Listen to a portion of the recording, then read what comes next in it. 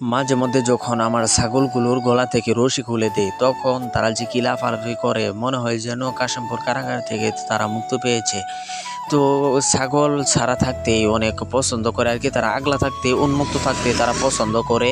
বন্ধুরা, ছাগলকে উন্মুক্ত রাখতে গেলে আপনাদেরকে একটি জিনিস লক্ষ্য রাখতে হবে যে ছাগলকে যেন কুকুরে না কামড়ায়, এই দিকে আপনার লক্ষ্য রাখতে হবে। কুকুরে যদি কামড়ায় তাহলে সাধারণত এই ছাগলটি আর বাঁচে না। আমি ছাগলগুলোকে উন্মুক্ত না ছেড়ে আমি একটি কাজ করি, আমি সকালবেলা ছাগলকে মাঠে নিয়ে যাই এবং ওইখানে আমি ঘাস কাটি, তাদেরকে ছেড়ে রাখি।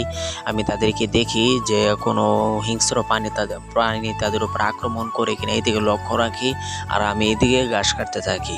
তো আমি ঘাস কাটতে কাটতে তাদের পেট ভরে যায়।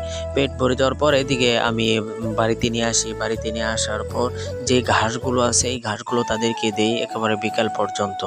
এরপর বিকালে আবার তাদেরকে নিয়ে একটু বের হই যাতে তারা তাদের পেটটা ভরে। আমি এই কয়েকদিনে ছাগল পালন করে যা বুঝলাম যে ছাগলে সে মিক্স খাদ্য খেতে চায়, সে শুধু একেবারে ঘাসই খেতে চায় না, তার ঘাসও প্রয়োজন পড়ে, লতা পাতা, এরপরে বিভিন্ন ধরনের গাছের পাতা লতা, মানে কি মিক্স একটা খাদ্য তার অনেক পছন্দ।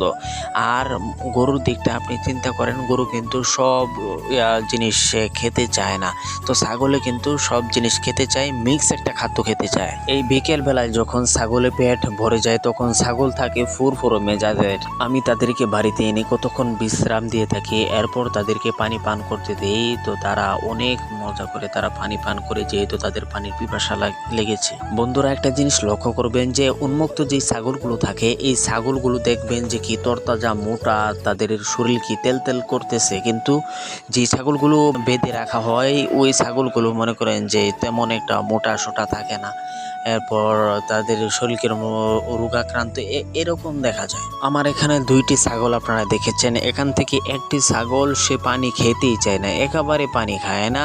তো এটার কি সমস্যা এটা তো আমি নির্ণয় করতে পারি নাই। তো আপনাদেরকে বলবো যে আপনারা যারা জানেন যে ছাগলে একেবারে পানি খেতে চায় না, এর কি সমস্যাটা হতে পারে এটা আপনারা জানিয়ে যাবেন। আর এই বিষয়ে আমি ডাক্তারের কাছ থেকে কি পরামর্শ পাই এটা আমি আপনাদেরকে জানাবো। আপনারা এই পরামর্শগুলো পেতে আমাদের এই চ্যানেলে নজর রাখুন। তো ছাগলকে পানি খাওয়ায় তারপর মনে করেন যে এখন দানাদার খাদ্য দেওয়া হয়েছে। আমি সারাদিনে একবার বিকেলে আমি ছাগলকে দানাদার খাদ্য দিয়ে থাকি।